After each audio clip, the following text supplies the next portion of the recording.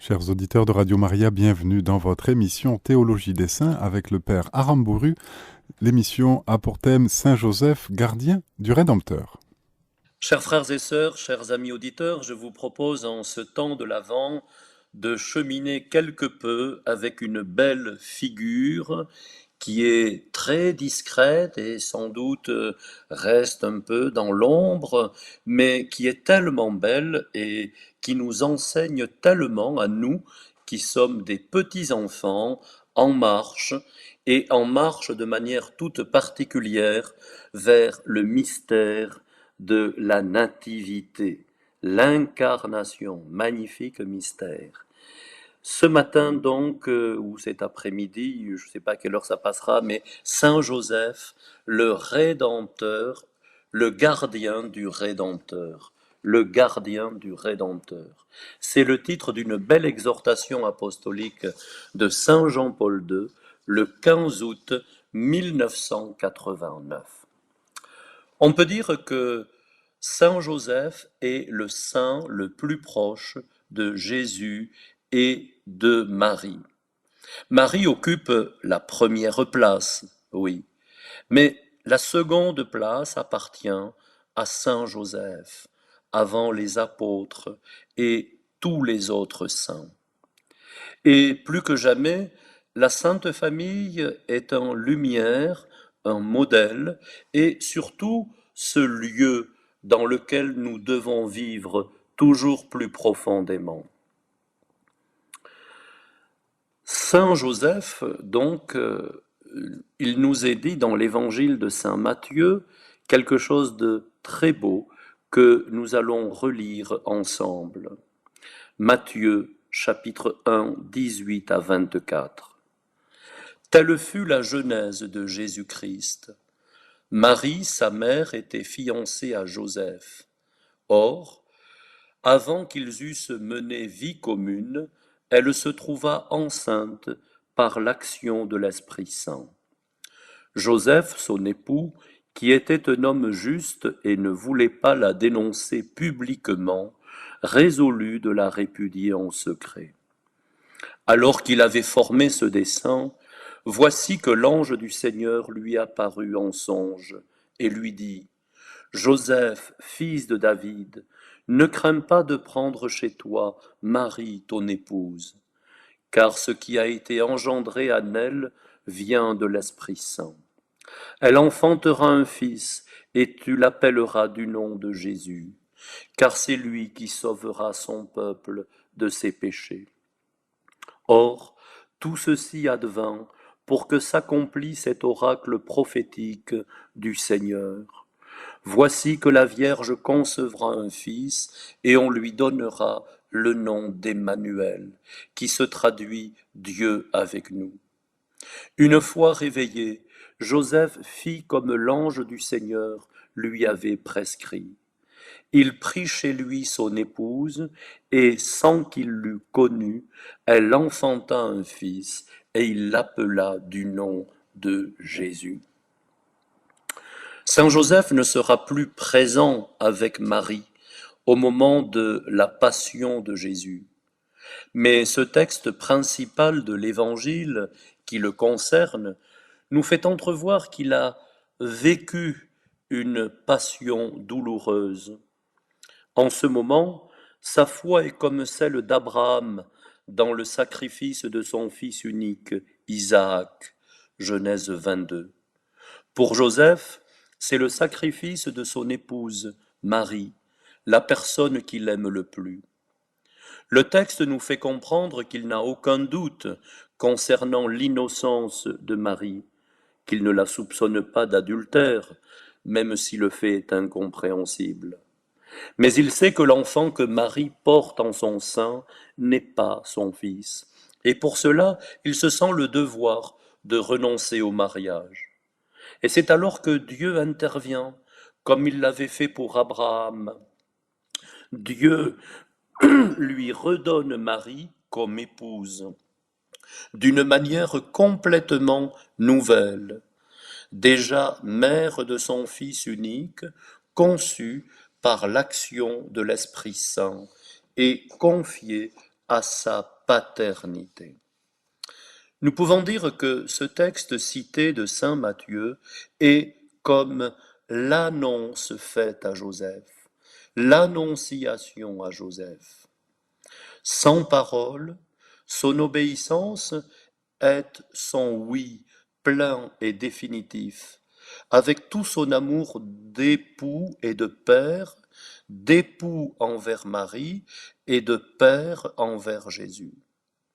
Jésus est l'homme juste appelé par Dieu à prendre inséparablement le Fils et la Mère, Jésus et Marie. C'est l'expression qui est répétée dans le chapitre 2 de saint Matthieu. Prends l'enfant et sa mère. Versets 13 et 20.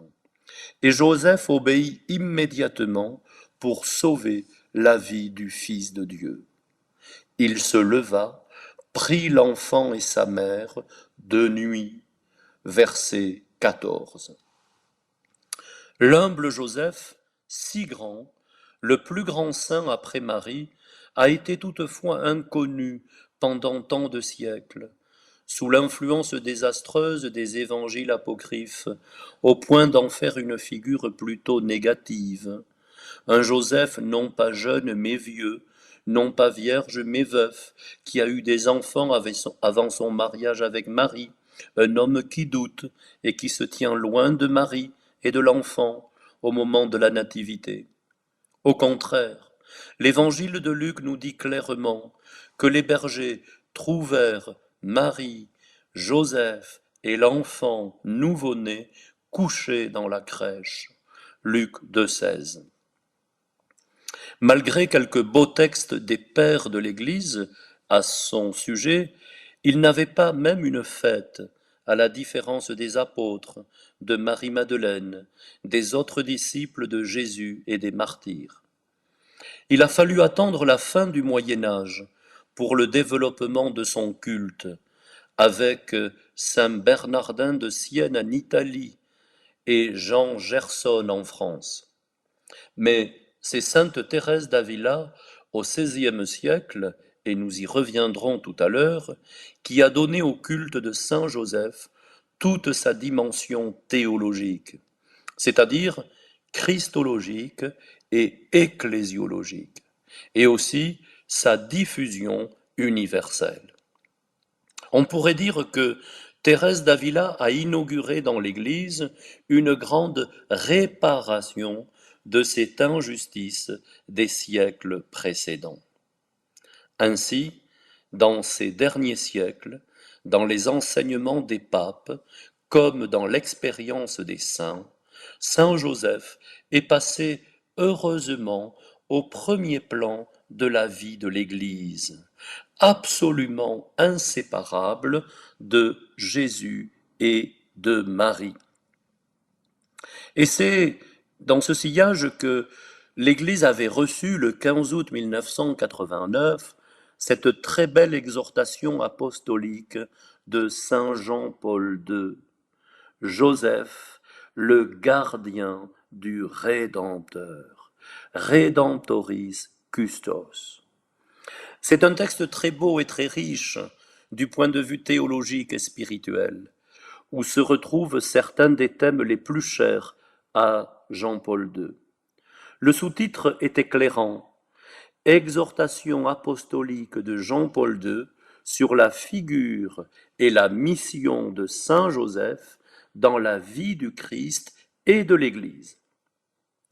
Il est évidemment inspiré par le chapitre 8 de Lumen Gentium sur la bienheureuse Vierge Marie dans le mystère du Christ et de l'Église. C'est un texte profondément biblique, caractérisé par une lecture réaliste des évangiles de l'enfance, celle qui a toujours été pratiquée par l'Église dans sa liturgie, comme dans l'expérience des saints. Lu dans l'Esprit Saint, c'est-à-dire dans la foi, l'espérance et la charité, ces textes nous mettent réellement en contact avec Jésus, avec Marie et avec Joseph, en nous faisant entrer réellement dans leur cœur, dans l'amour qui les unit et auquel nous sommes invités à participer. En reprenant encore le grand symbole proposé par le pape Benoît aux théologiens, le symbole du filet, nous pêchons dans les eaux pures de l'Écriture avec le bon filet de l'Église, vierge pure et des saints, qui prend continuellement le grand mystère de Jésus avec Saint Joseph dans la partie la plus secrète de l'incarnation et de la vie cachée. On peut noter que dans cette exhortation apostolique, Saint Jean-Paul II rattache la vie de Joseph à ce thème du pèlerinage de la foi qu'il a déjà développé dans son encyclique sur la Vierge Marie, Redemptoris Mater. C'est Jean-Paul II qui soulignait: lorsque Marie, peu après l'Annonciation, se rendit dans la maison de Zacharie pour rendre visite à sa parente Élisabeth, elle entendit au moment où elle la saluait les paroles prononcées par Élisabeth, remplies de l'Esprit Saint. Ces paroles ont été le fil conducteur de l'encyclique Redemptoris Mater, écrit Jean-Paul II, par laquelle j'ai voulu approfondir l'enseignement du Concile Vatican II, qui déclare la bienheureuse Vierge Marie: elle avança dans son pèlerinage de foi, gardant fidèlement l'union avec son Fils jusqu'à la croix. Lumen Gentium 58. Or, au début de ce pèlerinage, la foi de Marie rencontre la foi de Joseph.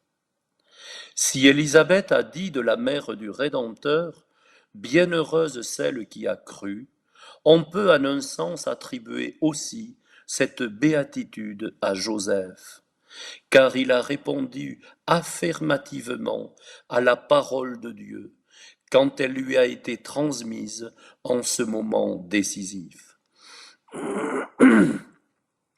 Joseph, en effet, n'a pas dit de parole en tant que telle. Il est vrai, il n'a pas répondu à l'annonce de l'ange comme Marie, mais il fit ce que l'ange du Seigneur lui avait prescrit. Il fit. Il prit chez lui son épouse. Ce qu'il fit est pure obéissance de la foi, pour reprendre les expressions de saint Paul. On peut dire que ce que fit Joseph l'unit d'une manière toute spéciale à la foi de Marie. Il accepta comme une vérité venant de Dieu ce qu'elle avait déjà accepté, elle, lors de l'Annonciation. Redemptoris Custos, numéro 4.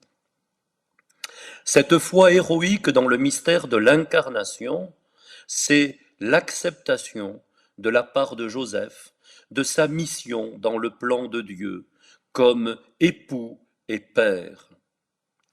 La sponsalité, la paternité et la maternité sont les grandes dimensions de l'amour, tellement présentes dans l'expérience et le ministère de saint Jean-Paul II. Songeons par exemple à ces magnifiques catéchèses sur la théologie du corps. Ainsi, Redemptoris Mater contemplait d'une manière profonde Marie comme Vierge Mère et Vierge Épouse, vraiment Mère du Dieu homme, vraiment épouse de Dieu, épouse de l'Esprit Saint et d'un homme qui est Saint Joseph. Tandis que Redemptoris Mater a surtout approfondi la sponsalité divine de Marie, Redemptoris Custos met en lumière sa sponsalité humaine dans son vrai mariage avec Joseph. Le pape affirme avec la même force la virginité de Marie et de Joseph et la vérité de leur mariage, de leur authentique amour sponsal. Jésus est vrai époux de Marie, et sa paternité envers Jésus est une vraie paternité, même si ce n'est pas selon la chair.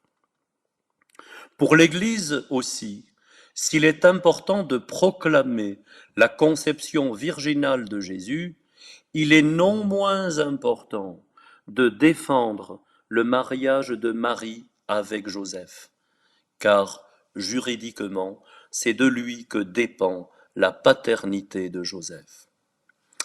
Et Jean-Paul II entre dans la profondeur de cet amour sponsal et virginal de Saint Joseph quand il écrit « Dans les paroles de l'Annonciation nocturne, non seulement Joseph entend la vérité divine sur la vocation ineffable de son épouse, mais il réentend aussi la vérité sur sa propre vocation. Dans ce songe de nuit, Joseph réentend la vérité sur sa propre vocation. Et son amour d'homme est régénéré par l'Esprit Saint. Joseph, obéissant à l'Esprit, retrouve précisément en lui la source de son amour sponsal d'homme. Et cet amour fut plus grand que ce que l'homme juste pouvait attendre selon la mesure de son cœur humain. Puis le pape approfondit, dans une belle perspective théologique, le mystère de la Sainte Famille. Ce lien de charité a constitué la vie de la Sainte Famille. D'abord dans la pauvreté de Bethléem, puis dans l'exil en Égypte, et enfin dans l'existence à Nazareth. L'Église entoure cette famille d'une profonde vénération, la proposant comme modèle à toutes les familles. La famille de Nazareth, directement insérée dans le mystère de l'incarnation, constitue elle-même un mystère particulier.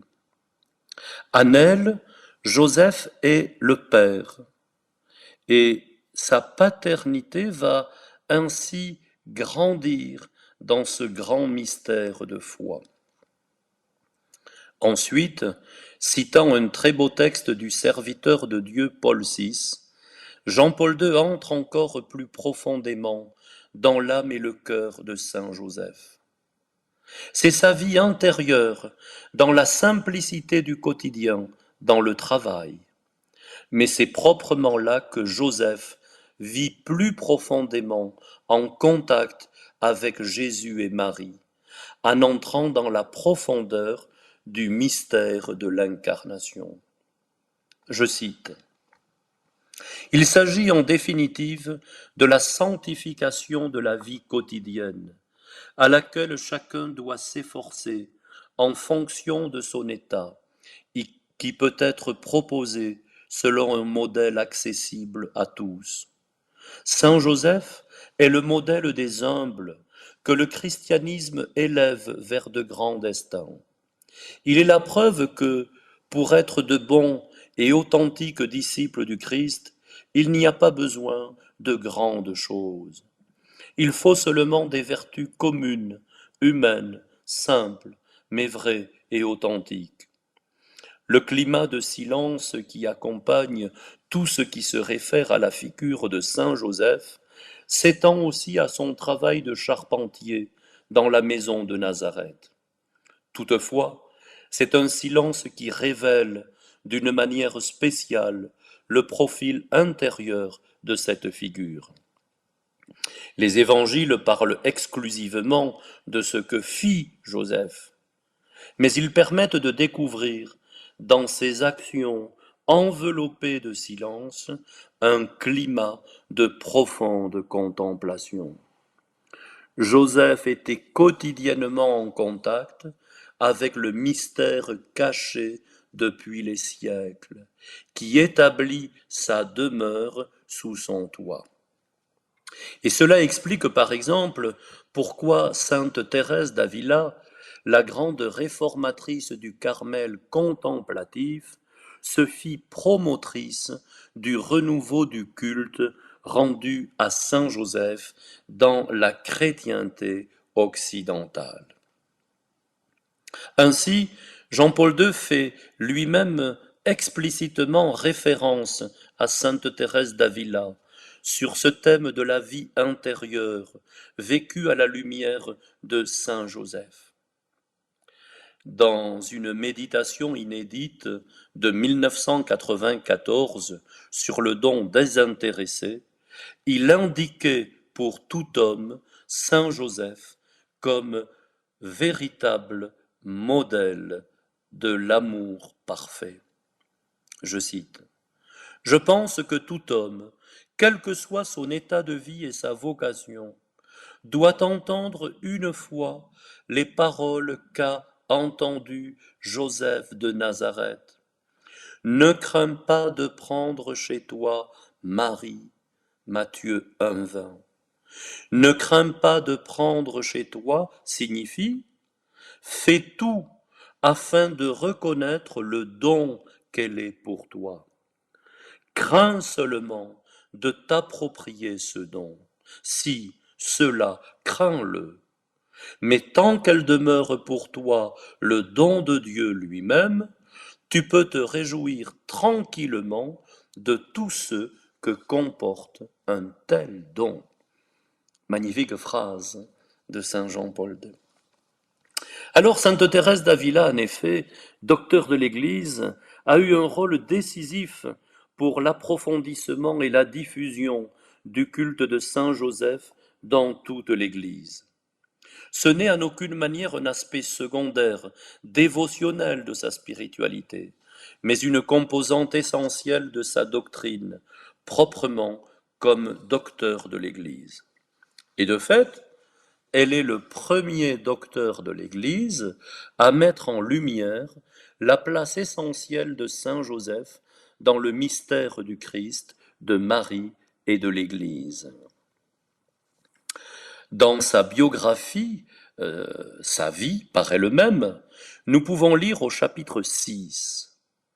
Je pris pour avocat et maître le glorieux Saint Joseph, et je me recommandai beaucoup à lui. De cette détresse, comme d'autres plus graves, où l'honneur et l'âme étaient en danger, je vis clairement mon Père et Seigneur me tirer avec plus de profit que je ne savais lui en demander. Je n'ai pas souvenir jusqu'à ce jour de l'avoir jamais supplié de m'accorder quelque chose qu'il m'ait refusé.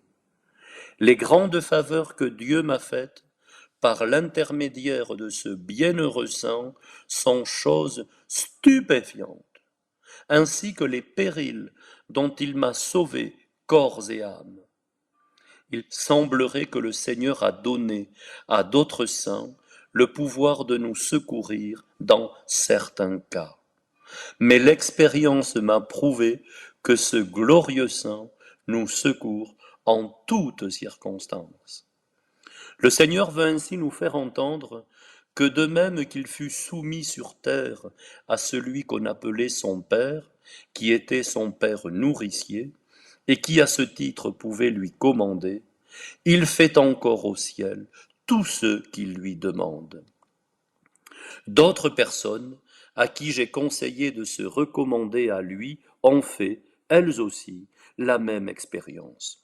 Et encore aujourd'hui, nombreux sont ceux dont la ferveur à son égal est renouvelée par l'expérience de cette vérité. Magnifique passage. En effet, comme chef de la Sainte Famille, comme époux de Marie et père légal de Jésus, Saint Joseph a une place essentielle dans le mystère du Christ. Et cela demeure vrai au ciel et pour l'éternité. Et c'est le fondement même de sa paternité ecclésiale universelle, comme puissance spéciale d'intercession auprès du Fils de Dieu, devenu Fils de Marie et aussi réellement son Fils. Puis, dans le même chapitre, sainte Thérèse exprime un autre aspect, non moins important, de la figure et de la mission de saint Joseph, celui qui était souligné par Jean-Paul II à la suite de Paul VI, c'est-à-dire comme exemple et maître de vie intérieure. Je cite encore Thérèse d'Avila, et c'est la suite du chapitre 6. Si j'étais une personne d'assez d'autorité pour écrire, je m'attarderai de bon cœur à dire par le menu les faveurs que ce glorieux saint a accordées à moi-même et à d'autres. Mais, pour ne pas dire plus que ce qu'on ne m'a commandé, je serai plus brève sur certains points que je ne le voudrais, et sur d'autres plus longues qu'il ne le faudrait. Je me montrerai enfin, comme à l'habitude, peu habile à bien faire. Je demande seulement, pour l'amour de Dieu, à ceux qui ne me croient pas, d'en faire l'épreuve. L'expérience leur montrera combien il est bienfaisant de se confier à ce glorieux patriarche et d'avoir de la dévotion pour lui. Sainte Thérèse d'Avila ajoute: les personnes d'oraison en particulier devraient toujours s'attacher à lui, car je ne sais pas comment on peut penser à la Reine des Anges, autant qu'elle vécut auprès de l'enfant Jésus, sans remercier saint Joseph de les avoir si efficacement aidés. Que ceux qui ne trouveraient pas de maître pour leur enseigner l'oraison, le chemin de la prière, prennent pour maître ce glorieux saint, et ils ne s'égareront pas en chemin. Nous savons que l'oraison est le cœur de la doctrine spirituelle de sainte Thérèse d'Avila, l'un de ses plus grands apports. Elle écrit sur l'oraison, elle est docteur de l'oraison, qui est beaucoup plus qu'une forme particulière de prière, de méditation. Dans la théologie de Thérèse d'Avila, l'oraison signifie la relation personnelle avec le Seigneur, comme amitié vécue dans la foi, l'espérance et la charité. Saint Joseph est la personne plus proche de Jésus et de Marie, qui a le plus aimé Jésus et Marie dans le don total de toute sa vie. Avec ce texte, l'oraison thérésienne trouve sa meilleure situation évangélique dans la Sainte Famille. Comme maître et guide, saint Joseph nous enseigne l'oraison comme toute une vie de proximité et de profonde intimité avec Jésus et Marie, dans la prière, le travail et le service du prochain. Vers la fin du même livre de sa vie par elle-même, Thérèse parle de saint Joseph dans une autre dimension, la dimension de l'Église, la dimension ecclésiologique, en rapport avec la fondation du premier monastère de la Réforme à Avila, et qui sera dédié à saint Joseph, comme toutes les fondations suivantes d'ailleurs. Je cite: un jour où j'avais communié, le Seigneur me commanda vivement d'y travailler de toutes mes forces. Il me promit que le monastère se ferait, sans aucun doute, que Dieu y serait très bien servi, et me dit de le consacrer à saint Joseph. Il garderait l'une de nos portes, Notre-Dame garderait l'autre, et le Christ se tiendrait au milieu de nous. Il me dit encore que ce couvent serait une étoile resplendissante. C'est encore un texte bref, mais d'une immense portée théologique. Il s'agit en effet de la Sainte Famille, comme icône parfaite de l'Église. Et cela est très important. Ne pas voir l'Église seulement dans la communauté de la Pentecôte, réunie au Cénacle avec Marie, la mère de Jésus, mais la voir déjà dans la Sainte Famille de Nazareth.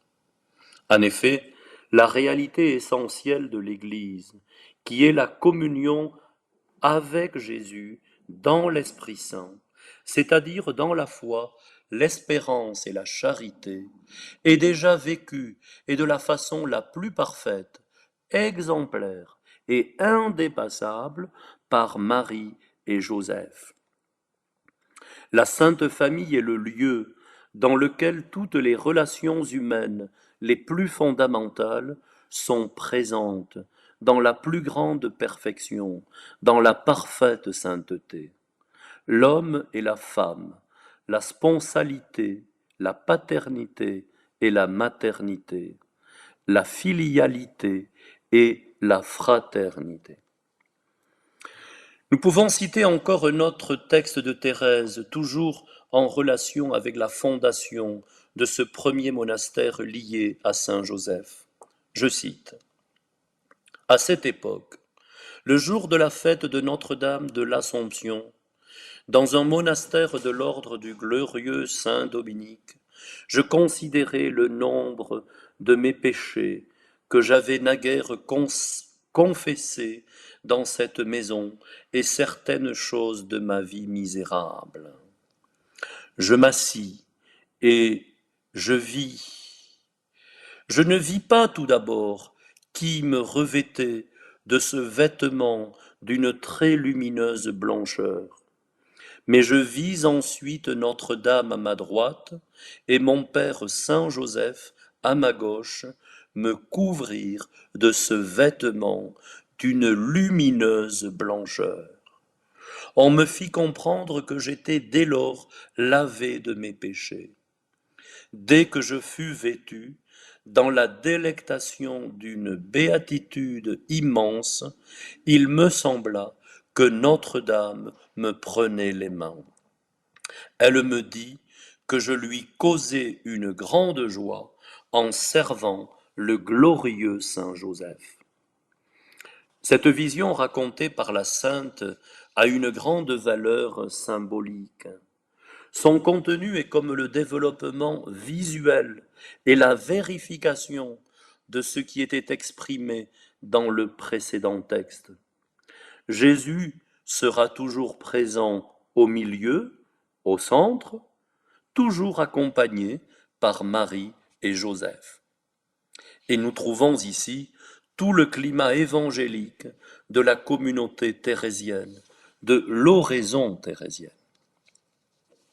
Enfin, notons encore pour terminer que Saint Louis-Marie de Grignon de Montfort a écrit un important cantique sur Saint Joseph, qui vient heureusement compléter l'enseignement de son traité, ou mieux encore, expliciter un contenu présent mais de manière cachée. Il est clair que Louis-Marie, comme prêtre, comme homme consacré dans le célibat, est un amoureux de Jésus et de Marie, dans les dimensions de la sponsalité et de la paternité. Comme tous les mystères, ce qu'il décrit reflète son expérience la plus intime. Ainsi, il entre à travers son propre cœur, dans la profondeur du cœur de Saint Joseph, dans son amour virginal d'époux envers Marie et de père de Jésus. Et je cite ces quelques strophes de Saint Louis-Marie Grignon de Montfort. Grand saint, Dieu n'a trouvé que vous, qui fût digne d'être l'époux de sa mère admirable, époux de la reine des cieux. Ce privilège est merveilleux, le témoin de sa sainteté, le gardien de sa pureté, ô gloire incomparable. Le Père éternel vous a pris pour nourrir ici-bas son Fils, pour être son vicaire. Vous avez porté sur le sein celui qui tient tout en sa main. Par un emploi tout singulier, vous avez été nourricier de votre propre Père. Qui l'aurait vu vous caresser, vous sourire et vous embrasser par un amour extrême. Ces sourires vous perçaient le cœur et le remplissaient de douceur. Tout embrasé de son amour, vous lui disiez à votre tour, mon cher fils, je vous aime. Si 3 mots de Marie ont pu sanctifier par leur vertu Saint Jean avec sa mère, que n'auront point produit en vous ces discours si saints et si doux? Sa parole vous ravissait, sa présence vous remplissait de grâce et de lumière.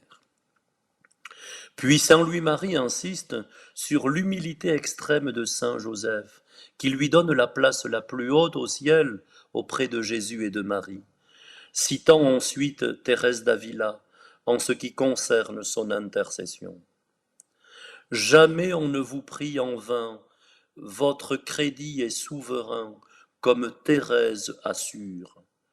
Votre Fils est Dieu glorieux, votre épouse est reine des cieux. En priant, vous leur commandez, tout est fait si vous demandez, ô pouvoir sans mesure. Et à la fin du cantique, saint Joseph nous invite à l'humilité, à la vie cachée en Jésus et Marie, à la pure foi. Tâchez d'être en tout le dernier, de vous cacher et dilater en Jésus et Marie. Cherchez ce que le monde fuit et fuyez tout ce qu'il poursuit. Ne vous réglez que par la foi, afin d'être heureux avec moi en imitant ma vie.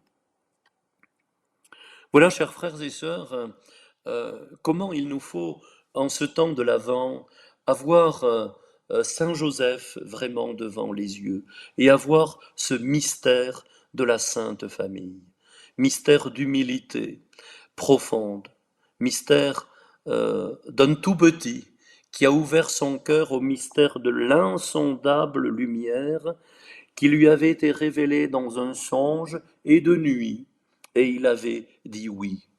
Il n'a rien dit, mais il fit ce que le Seigneur lui avait demandé. Oui, rendons grâce pour cela.